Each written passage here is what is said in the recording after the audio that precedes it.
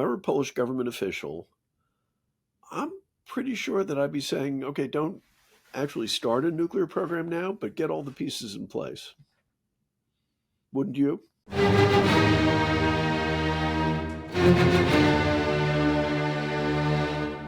Welcome to Shield of the Republic, a podcast sponsored by the Bulwark and the Miller Center of Public Affairs at the University of Virginia, dedicated to the proposition articulated by Walter Lippmann that a strong and balanced foreign policy is the shield of our democratic republic. I'm Eric Edelman, counselor at the Center for Strategic and Budgetary Assessments, a Miller Center non-resident fellow and a Bulwark contributor. And I'm rejoined by my partner in strategy, Eliot Cohen, the Robert E. Osgood Chair of Strategy at the Johns Hopkins School of Advanced International Studies, and the Arleigh Burke Chair of Strategy at the Center for Strategic and International Studies in Washington, D.C. Welcome back, world traveler. Yeah, well, I do feel a little bit like a kind of an itinerant preacher, but it's good to be back for now. Although I'll be hitting the road again, and we can talk more about that later. But very interesting trips, kind of depressing, and we probably should talk about the trip and maybe talk a bit about some other exciting things that have been happening in the Middle East as well.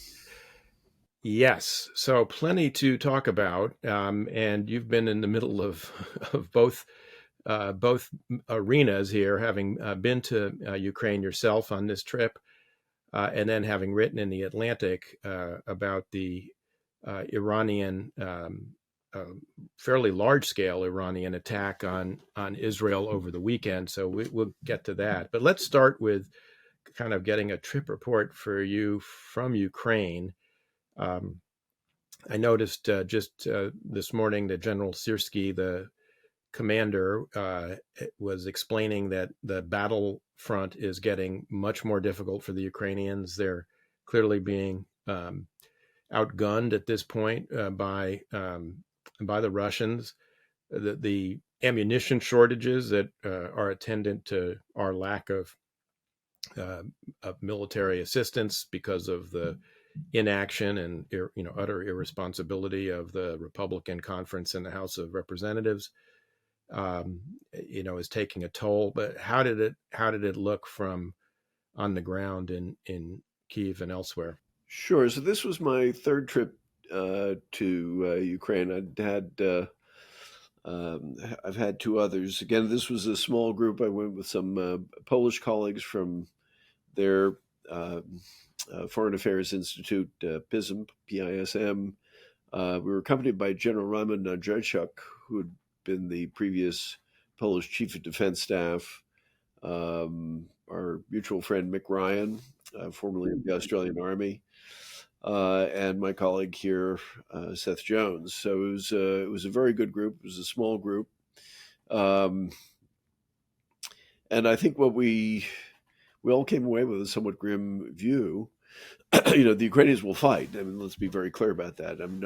We'll talk a little bit later on about, excuse me, notions of them negotiating with the Russians, which are pretty much off, I think.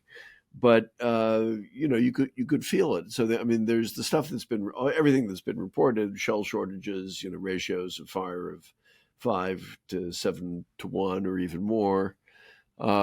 There's also their kind of internal wrestling with the problem of mobilization. There's, on top of that, I think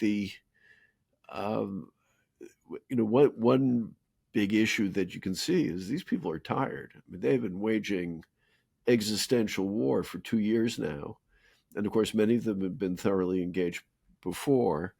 And one thing, as I'm sure you found on your trips overseas, particularly when you're going to conflict zones, is you start with you have a certain kind of emotional baseline that you see with your interlocutors. I mean, I felt this very much, if you remember, when I went to Israel, that these folks really felt way off baseline. It's not quite that bad here, but these are a number of these people I'd met before, and it felt different. I mean, they looked more pressured. I think one of the other big things to understand is that the Russians are adapting. The West made this horrific mistake, which I think it's fair to say you and I have bemoaned from the very beginning of not arming the Ukrainians at the right scale and with the right sense of urgency. Um, and now we're paying for it because guess what? After 2 years, the Russian army, which has plenty of smart people at its center, even if it's the way it treats its manpower is extraordinarily callous and brutal, they learn, and they are learning, and they're adapting at kind of the operational level. The one thing that became clear on the trip is that the Ukrainian is just how much the Ukrainians tend to innovate from the bottom up.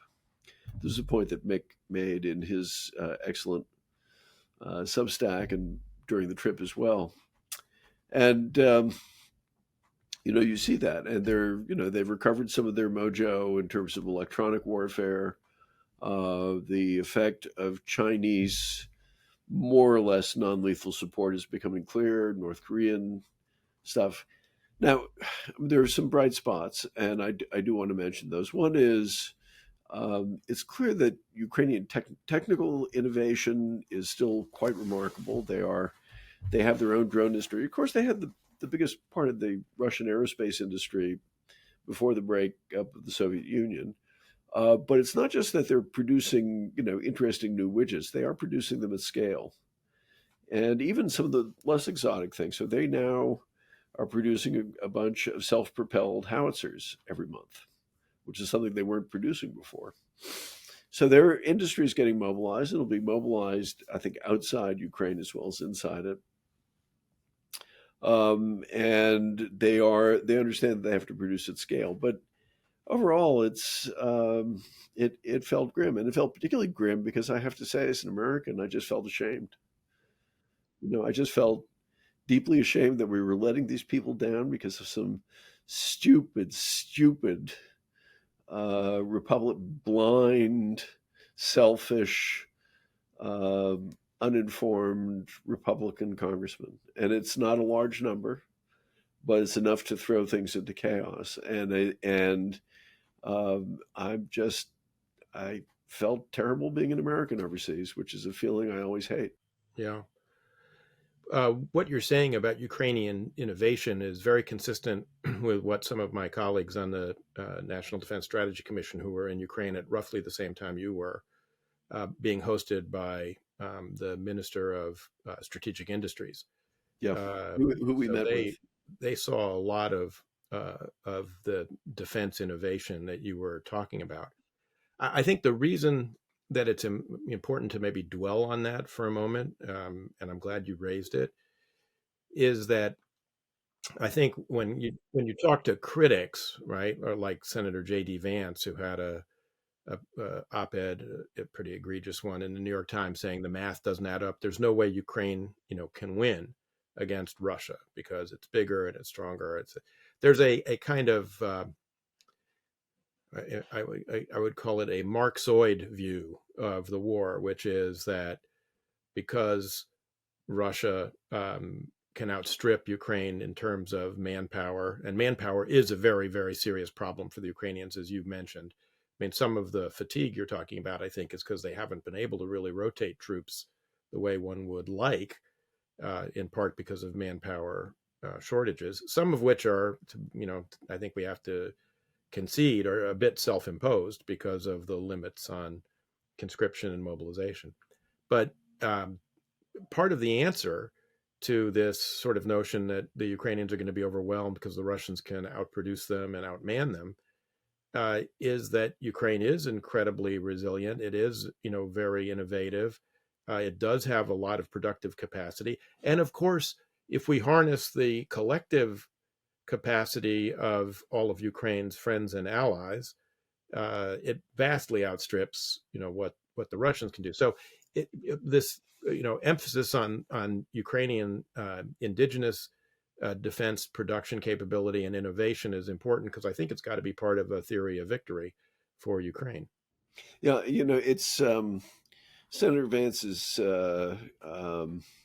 when he's not being disingenuous is guilty not of vulgar Marxism, but of particularly stupid Marxism because of exactly the point you made about resources. And actually, the Russians are facing challenges. It's not as if there's a whole they're uh, production lines are churning out hundreds and hundreds of tanks. They're not.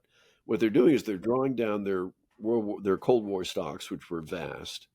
They're refurbishing them. That's the kind of stuff they're very good at. You know, you look at, say, how they maintain the space station with a lot of duct tape and, you know, Baling wire and yeah. baling wire, and we buy fancy pens that can write in space. They just use pencils, but still, after a while, they're going to run out of those things, and their own production cannot maintain it. I mean, there's a reason why they have to have Iranian drones and North Korean shells. So the ultimate odds are very much against them. The other thing is, the Brits, I think, were estimating that the Russians are taking on the order of 30,000 casualties a month, which is stunning. Now, they are willing to keep on dipping into their manpower pool, but despite what people say, that's not infinite. And it's not clear that Russian patience is eternal, particularly on a war that most Russians don't actually think is really a necessary war. And I think there's this fundamental asymmetry that you're dealing with one society that's open and democratic, and where the press can roam around and report stuff, and another which is really closed and repressive. And so you're not going to see that stuff until something blows up. And then everybody will say, well, we should have seen that coming all along. But of course, we never do. So, I think even in a battle of endurance, the Russians lose, particularly if we do the things that enable the Ukrainians to substitute technology for bodies. But we're not doing that. Now, the good sign is that, bless them, the Czechs and the Estonians have found ways to secure supplies of 155 millimeter shells. But what the Ukrainians really need right now is they need surface to air missiles. That's the kind of crunch thing, because this is the other development which I think is quite concerning. The Russians, after having been really unable to deploy air power in an effective way, have finally figured out how to do it. And what they're doing is they're going after the electrical power grid. And their basic intention, I think, is even if they feel they can't conquer the whole country, they will try to depopulate cities like Kharkiv by bombarding them, and they will try to make the rest of the state unlivable, and a failed state by destroying the power grid. I don't think they'll be successful actually in either, but they'll get very close. And it's, again, the thing that is just so distressing is this is utterly, totally unnecessary, and it's reflects a kind of mindless isolationism, and of course, part of this is also just fidelity to Trump. It makes me sick to my stomach to think that the party that I used to belong to has people like that in it. Yeah, I mean, and it's very reminiscent too of the same argumentation was made by the America Firsters before World War II.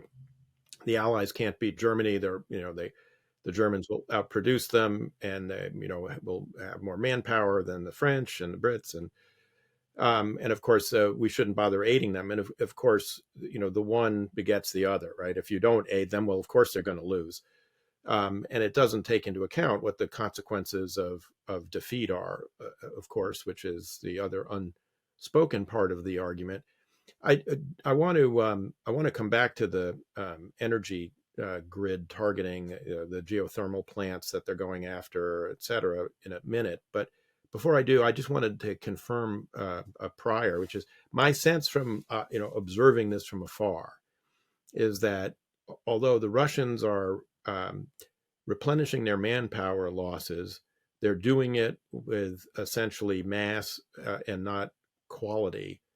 It's quantitative, not qualitative, in the sense that they are moving rapidly, mobilized guys, mobics, to the front, but they're not particularly well trained, not particularly well motivated, and as they are taking these terrific, manpower losses, and they're also taking a lot of equipment losses, which even their ramped up defense production, and we should stipulate that they have, ramped up defense production beyond, I think, what our intelligence community initially assessed they could do quickly. They've done that very quickly, but even so, as you say, it only works because it's being supplied by the Chinese, the Iranians, and others. Precision machine making equipment from China.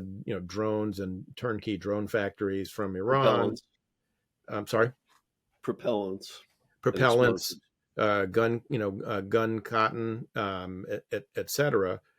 So they can't even do it on their own, and even with the ramped up production, they still can't actually replace the equipment losses. They're still kind of running behind. Is that a fair characterization of the I situation? think that's a fair characterization. It shouldn't be entirely surprising. I mean, you cannot, if you're having that level of turnover, then except in quite elite units, you're just not going to have well trained troops. I mean, I think there's plenty of evidence that it takes months to even under the pressures of wartime and all that, it takes months to train soldiers, and you need a kind of a comprehensive system for how you feed them into old units. You pull them out of the line. I mean, the Germans who took horrific losses in World War II were very good at this.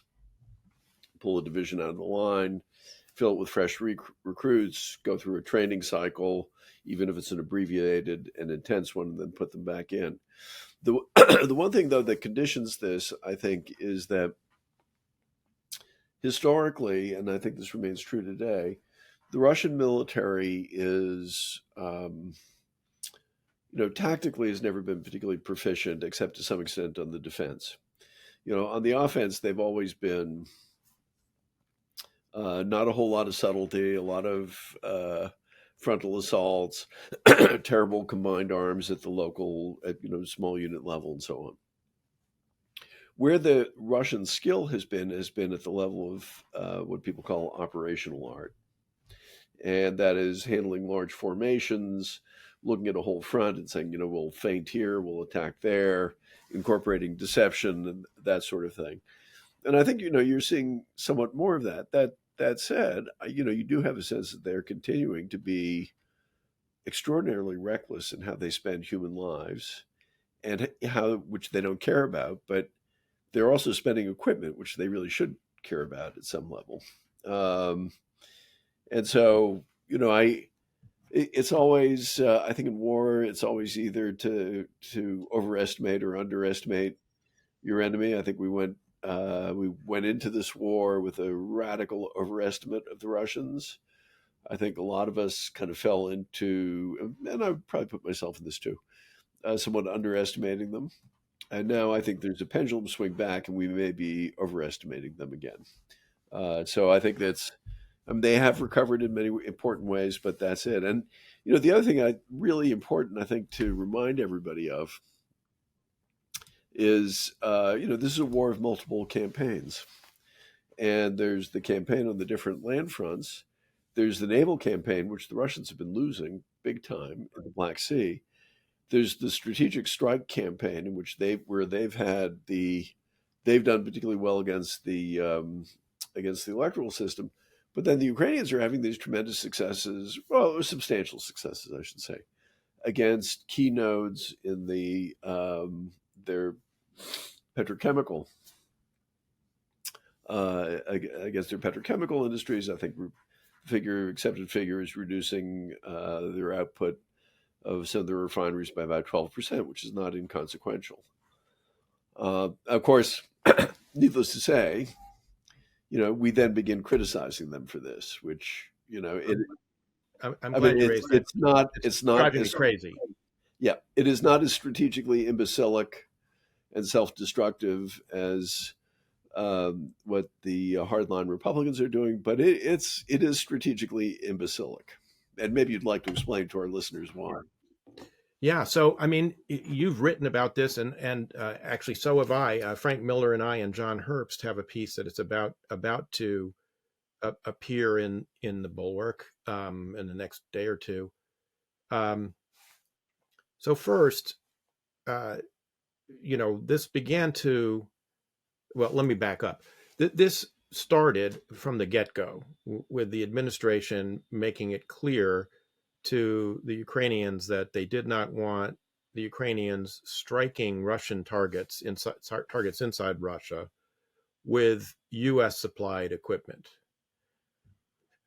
you know, I disagree with that, but it's an arguable proposition. You can understand the rationale, right? Which is, initially anyway, you didn't want to make this a war between, Russia and the U.S. and Russia and NATO, etc. It's, you know, two years on, it's beginning to be a little threadbare, but in particular, in a period when we're not providing them with anything to speak of, except the $300 million package cobbled together when Jake Sullivan went to Ukraine last month to publicly, indicate continued unyielding American support, but apparently privately telling Zelensky, we don't like you hitting, particularly these oil refineries because it's putting up the price of oil, uh, which is not great for us in an election year because it, makes gas prices higher, inflation, et cetera. Those kinds of cavils that apparently he expressed privately were then expressed publicly by both the Secretary of Defense, Tony Blinken, and then our ambassador to NATO, Julie Smith, who some people say is rumored to, be a potential successor to our friend Toria Nuland, who was the Undersecretary of State for Political Affairs and a leading voice inside the administration, pushing for a tougher approach to the war and to Ukraine. And then there was testimony from Assistant Secretary for International Security Affairs Celeste Wallander, in which she said that we, the U.S., considered these targets to be, quote, civilian targets, and that the Ukrainians should hold themselves to a higher standard than the Russians, even though the Russians are, hitting energy targets, as you pointed out, that the, Ukrainians should. By the way, Should Celeste bear. Wallander, who I remember from graduate school, could use dipping into the history of World War II a little bit. Well, look, here's the point. First of all, from a legal point of view, this is all errant nonsense, right? Under the laws of armed conflict, these are all legitimate targets, whether it's Russian air bases from whence come bomber raids, raining down these glide bombs on Ukrainian, forces and in Donetsk or wherever. Um, but also, the petrochemical facilities, which are fuel the war machine, fuel the industrial complex, are obvious targets. It's also not clear that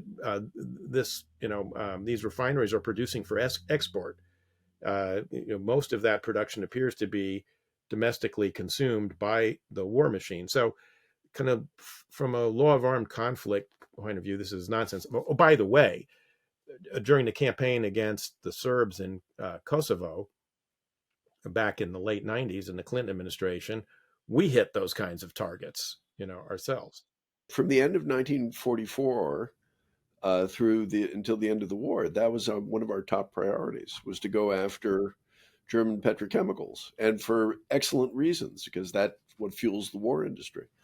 I mean, it was a stunningly bad um, testimony. I mean, the others were quotes, and I'm sure Julia Smith had, she had her talking points that she had to deliver. But Celeste Wallander, I was truly appalled. I mean, it's well, Well, so this is, there's, nothing to the legal argument. Strategically, as you were saying, it's an astrategic argument, and morally, it's particularly squalid to be lecturing people who are facing a existential war, and saying, "Oh, don't go hit those Russian targets." Now, look, I think there's a debate that one can have about whether the Ukrainians would be better off because they have limited UAVs that can penetrate deep into Russia, so they don't. It's not a totally endless supply that they have. Um, so I think you make an argument: are you better off hitting the air bases? Or are you better off hitting the petrochemicals. What's the best mix of targets here? That's a legitimate discussion. But the we don't like this because it's it might raise the price of gasoline for Americans is just an infuriating part of the uh, conceit that this group seems to have, that they can somehow fine tune the level of violence, from their pristine perch in Washington with a 5,000-mile screwdriver. Yeah, and that's absolutely the central conceit, and it is particularly shameful, I think, at a time when Ukrainians are dying because we can't get our act together to supply them, the kit that they absolutely need, that we have, that we understand they really need. To in the middle of that, to be wagging our fingers at them is just it's just appalling. By the way, I think one large consequence of this, which people are not focused on nearly enough, you, in the sense you got from the polls and from others. I mean, this is even more, I would say, than the prospect of a Trump presidency, really beginning to shape people's perception of the United States and how reliable the United States is as a security guarantor. And I am increasingly of the mind, and I'd really like to hear your view, um, that this is going to probably lead us to nuclear proliferation in Europe. I mean, if I were a Polish government official, I'm pretty sure that I'd be saying, okay, don't actually start a nuclear program now, but get all the pieces in place. Wouldn't you? There is certainly potential for that. I think if we get a second Trump presidency, I think that will, pour accelerant on this. There's already been some discussion in European court, well, in Germany about, should Germany rethink, it's having forsworn, nuclear weapons. I don't think that discussion's going anywhere right now in Germany, but it's out there. President Macron has sort of alluded to the potential for a French extended deterrent. There are a lot of reasons why I think that uh, you know is not likely to eventuate in anything. Um, so I mean, I think what I would say is this is a discussion that has just begun, and depending on how events play out, there is a very watch this space. It's something that I think we really have to be concerned about. And of course, when we get to the Iran, Israel piece of this, there's also an Iran piece of this. I mean, the nuclear nonproliferation regime is entering a period of time where it's going to be under greater stress than it's ever been since the treaty was signed in 1968. And so it's definitely worth I think beginning to worry about that problem. I don't think my sense is we're not quite there yet with the Europeans, but I can see how we could get there. It's one reason, by the way, that Frank Miller and I have did a piece for CSBA about NATO's nuclear arrangements. I do think we ought to widen the participation of allies, in the nuclear arrangements, notably the Poles. They're purchasing F-35s, which are going to be, dual capable. We ought to train Polish pilots to fly, nuclear missions. I would if the Finns are willing, I would do the same with the Finns.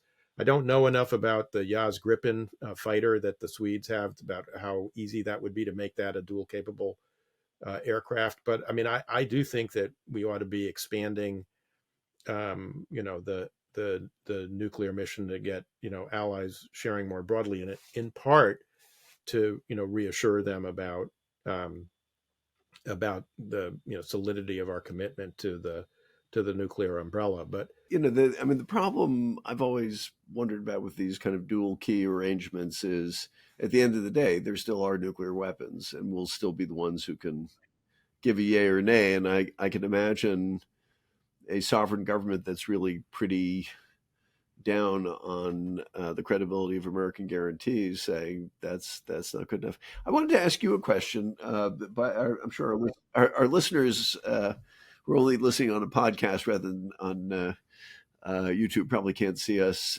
shaking our fists and tearing at our thinning hair. Um, but one of the things that has us kind of red in the face with veins bulging is a recent article in Foreign Affairs by Samuel Charap, who just got a distinguished chair at the Rand Corporation, funded, I believe, indirectly by the Koch brothers, but you can correct me on that. No, that's Um, correct. and and Sergei Radchenko of Johns Hopkins University. And we were talking a little bit about that before. Maybe you could say a few words about that. Well, this is an article about the negotiations that did take place between Ukrainian and Russian officials. Uh, some of it in Belarus, some of it in Istanbul, in the early months of the war. And the article is buttressed by apparently a lot of interviews, although uh, given the way the article is written, very difficult to tell exactly, because Foreign Affairs doesn't encourage, footnoting your sources. There's a little bit of difficulty discerning exactly who they were talking to here. But the general point of the article is that these were serious negotiations. They might have succeeded. Unfortunately, they failed.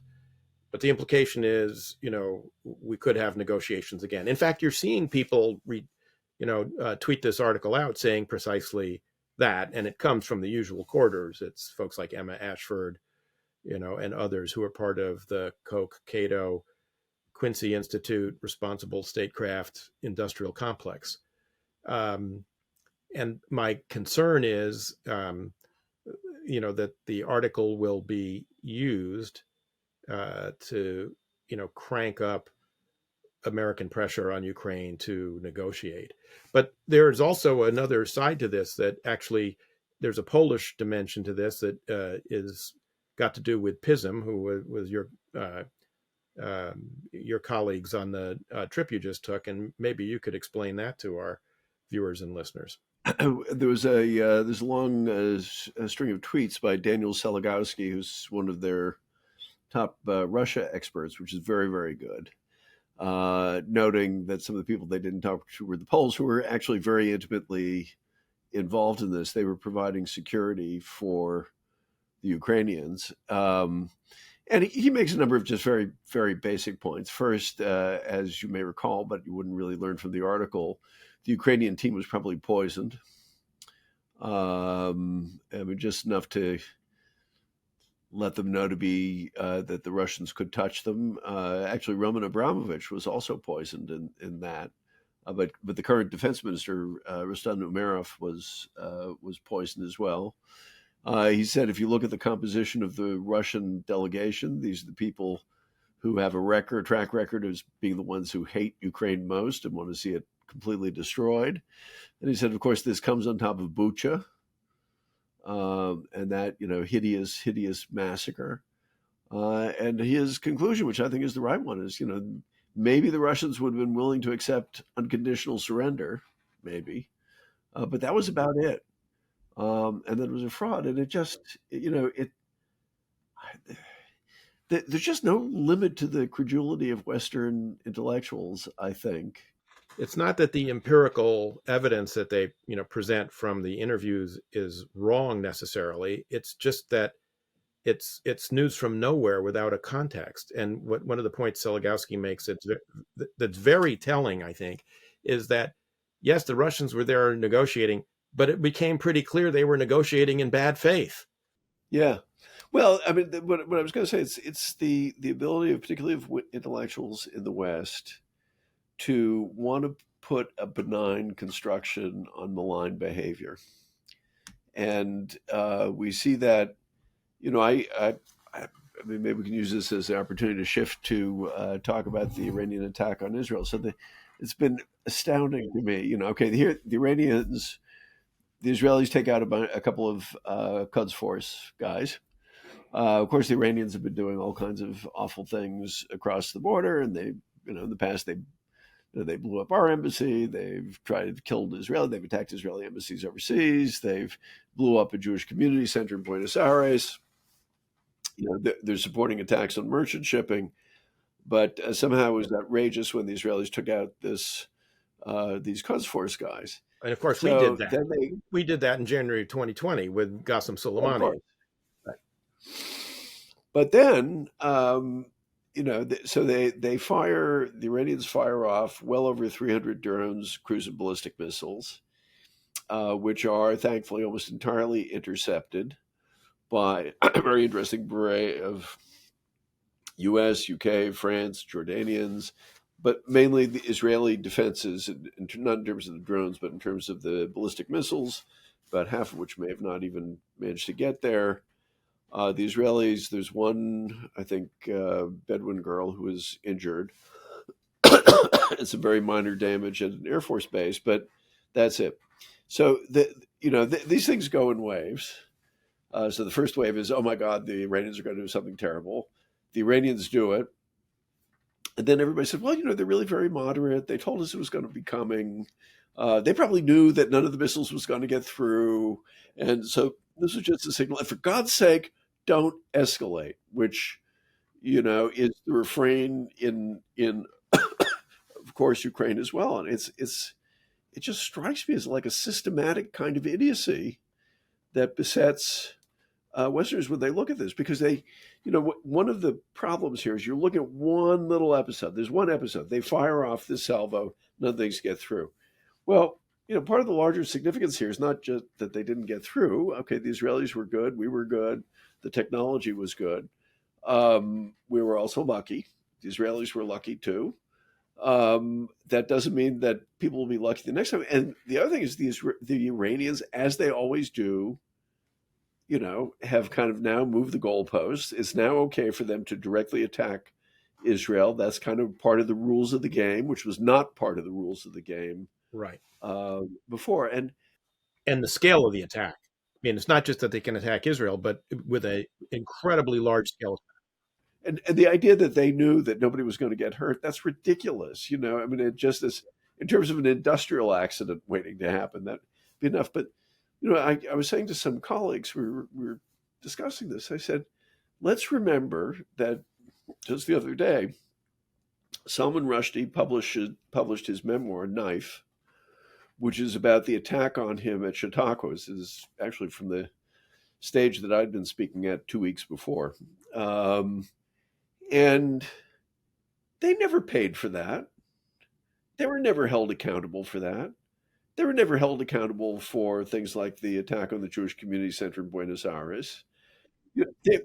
And above all, they weren't really held to account for the hundreds, if not thousands, of American service personnel who were killed and wounded by Iranian-designed explosively formed projectile IEDs in Iraq. And it just makes my blood boil, because we kind of give them a pass on all this, and then we kind of praise them for being moderate, or think that they're being really clever in doing this for theatrical purposes when all this other stuff is going on. But I fuss and fume. So, well, a couple of things on this. One, on the question of what kind of warning we got, John Kirby, who is the national security spokesperson for the administration, actually did a terrific job yesterday knocking all this nonsense down. I mean, he said, this is just ridiculous. It never happened. The idea that we got these warnings, I mean, some of this seems to be being propagated by the Turks and the Qataris and some others who were engaged, in passing messages back and forth. I mean, he acknowledged that there were messages, being passed, back and forth, by the two sides indirectly. But the idea that there was some warning and that this was designed to fail is just nonsense. Now, I mean, some of this may be retroactive spin by the Iranians to cover for the fact that this was a colossal military failure. I mean, as you point out, it appears that the ballistic missile failure rate was 50%. That either failed to launch or did not reach their target, and that for a country that's invested an enormous amount in its missile forces as a tool of intimidation and coercion, that's actually an embarrassment. You can tell that the regime is deeply embarrassed because there's been a huge crackdown on any kind of dissent in the last 48 to 72 hours in Iran itself. So they are worried that this failure, may have reverberated at home in ways that are not helpful, to the health and maintenance, of the theocratic regime. So that's point one.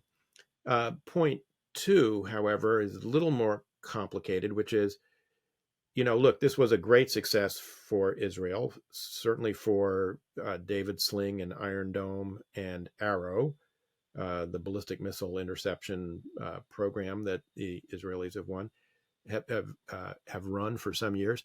It should be noted that, at least with regard to David Sling and Iron Dome, a lot of U.S. investment from the Department of Defense has gone into supporting that effort.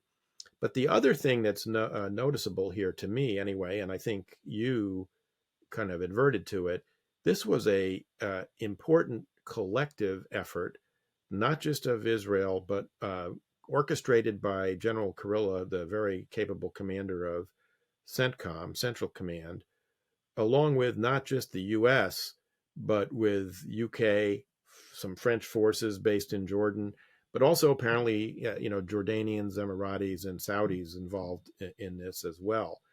And in that sense, I mean, this is a double hit for the Iranians, because it tells, the Sunni Arab states with whom we have been, trying to stitch together a collective shared early warning air defense system. This is kind of a proof of concept. This can work, and this can protect you from this kind of coercion, which, oh, by the way, may not be as fearsome as it looks. And in the case of the kind of weak horse, strong horse, this is a bad blow to the Iranians as well. Do you agree? I think I agree, but only up to a point. I mean, I think, first they broke through that precedent that they can Right. throw direct punches in the same way No that, question. They breached the threshold. but by arming and assisting the Houthis, they broke another threshold, which is they can attack merchant shipping, Right. Anywhere that they can reach. So I think that's an issue. Also, at the end of the day, I mean, look, it's obviously a good thing. I don't want to look it's not a gift horse, but a strong horse in the mouth. But still, the basic numbers suggest that at the moment in offense versus defense, it's a mug's game in terms of the expense ratios. Yeah. These are the defensive systems are extremely expensive. We've seen this in Ukraine, Right. And so yes, it's very good, but ultimately there's that, and then there is something that's been very disheartening for the Ukrainians in this. That everybody Right. rallies around to defend the Israelis, who actually have resources and technologies that they don't have. Right. And they get a lot of lame excuses while the Russians beat the daylights out of their power Right. system and their Yeah. civilian populations. And And people anonymously tell them that F-16s won't help you anyway.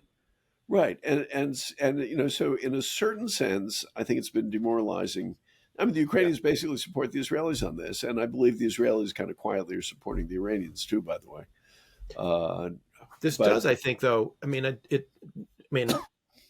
I want to make sure we give some credit here to folks both in the Trump and the Biden administrations, which is the movement of Israel out of EUCOM and into CENTCOM. Yes, absolutely. Never made any sense. Is something that I think the U.S. government finally got right, and I think it was very important to get it right. And by the way, I would say, your kudos to General Kurilla and to his predecessor. I would also say General McKenzie, because this was not done overnight. Yeah. Both Generals McKenzie and Kurilla deserve a lot of credit for the quiet diplomacy. There's another upside to this, which is The Gaza war clearly didn't prevent, a number of the Arab states from pitching in on this. Yeah. And there's a To lesson, your point, there too.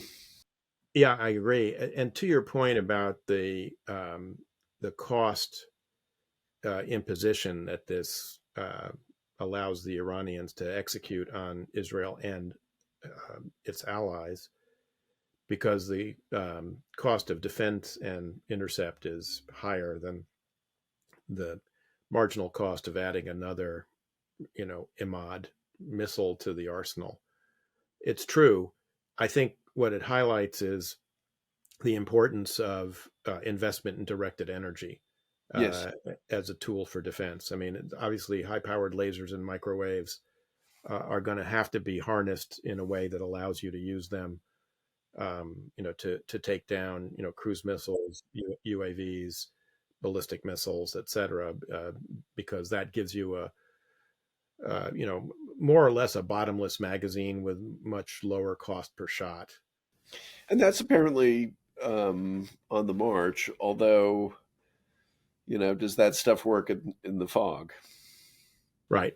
I mean, that's every, I just remember from when I was running the study of the first Gulf War for the Air Force. I was said, well, why doesn't everybody just use laser guided bombs? We've got the technology, and they say, well, yeah, except if a cloud drifts between the laser beam and the bomb that's falling, the bomb goes stupid and could go anywhere. So that didn't really occur to me. And they said, yeah, it's actually pretty common.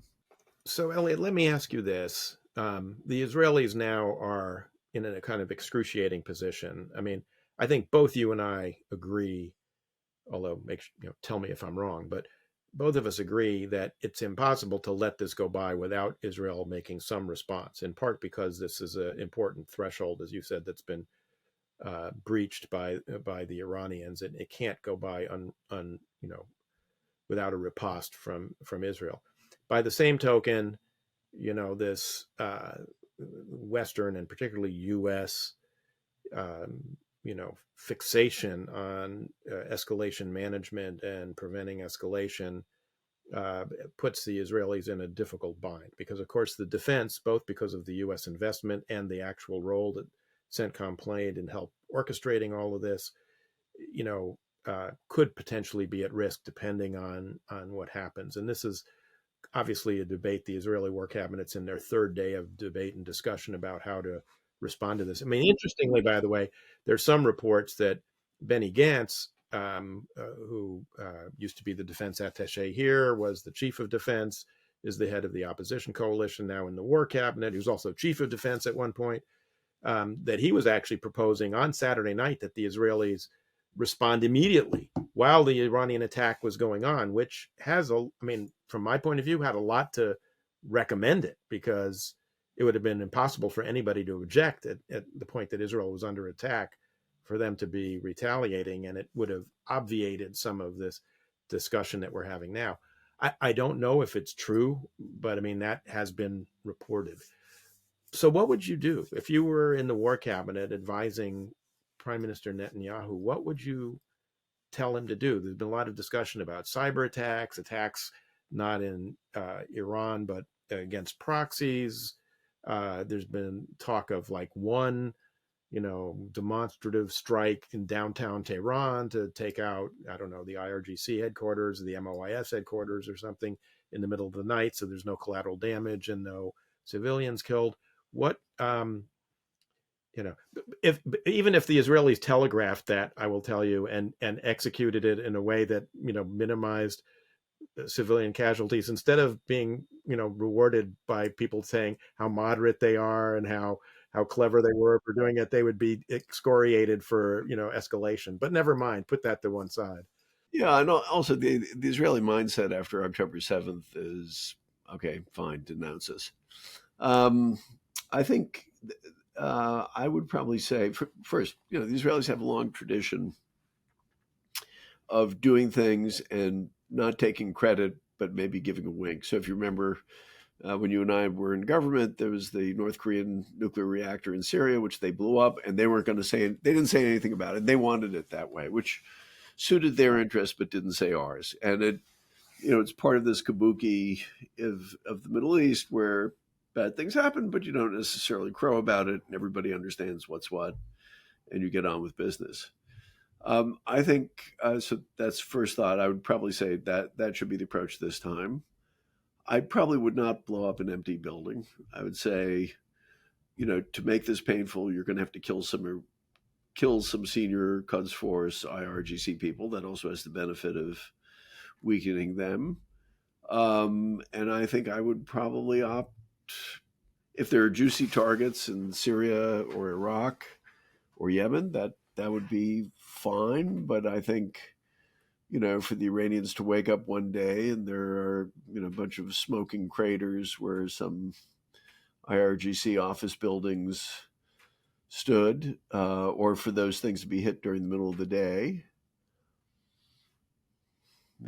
I think that would be fine. I mean, I am, probably I was always this way, but I am more willing to lean into forceful responses. Eric, I recently dug up an article of mine that I wrote a decade ago after the Russians invaded Crimea. I'll send to you after the podcast. And, what I said is we're at a moment, and if we don't respond forcefully, there's going to be more and more and more. And I very explicitly drew the comparison of the 1930s, and that really does weigh on me. So this article of mine about the Iranian attack, that's how it ends. That I think we make a big mistake. It's one of the mistakes the administration is making by wanting to compartment these problems. So, well, we got a Russia problem, we got an Iran problem, we got a China-Taiwan problem, and a North Korea problem. And my view is that's sort of the mistake that Western statesmen said. Well, we've got a Mussolini in Ethiopia problem. We have a Hitler in the Rhineland problem. We have a Japanese in the Marco Polo Bridge problem in Manchuria, and not having the lack of statesmanship to understand that actually this is part of a much larger big picture. Not that all these guys are completely in cahoots. I think the title we gave it was the Coalition of the Malevolent. It's not an axis of evils that's already been used, and I'm not sure. I think that's a bit overdone. It's not an alliance. These guys don't cooperate entirely. They have conflicting interests, and in the long term, quite conflicting interests. But what we're seeing is, the bad actors are coming together, and what you do in one theater is going to affect the other. I mean, if the Iranians really suffered heavily for this, in a way that really kind of shook the regime, and we were kind of seen to be behind that, I dare say it would make a useful impression in Russia and China and North Korea. So, but you may have just caught me in a particularly bloodthirsty mood. What about you? Well, I'm going to send you in exchange an article. The first article I wrote for the Weekly Standard, okay, the late lamented Weekly Standard, which was at Bill Kristol's behest, and it was on why we need to respond to Putin's seizure of Crimea. It just shows, great minds, right? They always have. So, look, I think that Israelis have to, respond to this, and I think there probably has to be some response in Iran. I don't know that the response in Iran needs to be kinetic, particularly. I mean, I think a cyber attack, maybe a SCADA attack that really disables something, very important, which shows the Iranians that, look, the Israelis have a lot of ways to reach out and touch them, I think would be, fine, particularly if it obviated a big fuss with the Americans. Ray Takei, who's been a guest on the show and my co-author periodically, and a co-author among the three of us. Yeah. He and Ruel Gerecht had a piece in the New York Times today, which made the very important point that the more daylight that the Iranians perceive between the United States and Israel, the more they will be encouraged to take risks. And I think that's a very important, point as well. I think we've Oh, about exhausted. I don't know if we've exhausted you upon your return, but we probably have run out of time. It's great to as have you usual, if they back. would only listen to us, Eric, I know. If they only let us run the zoo. Yeah, it would be a happier zoo. It would still be a zoo, but it would be a happier zoo. So there you have it from Zootopia. Elliot, it's great to have you back. That'll have to be it for this episode of Shielded Republic, but we will be back next week.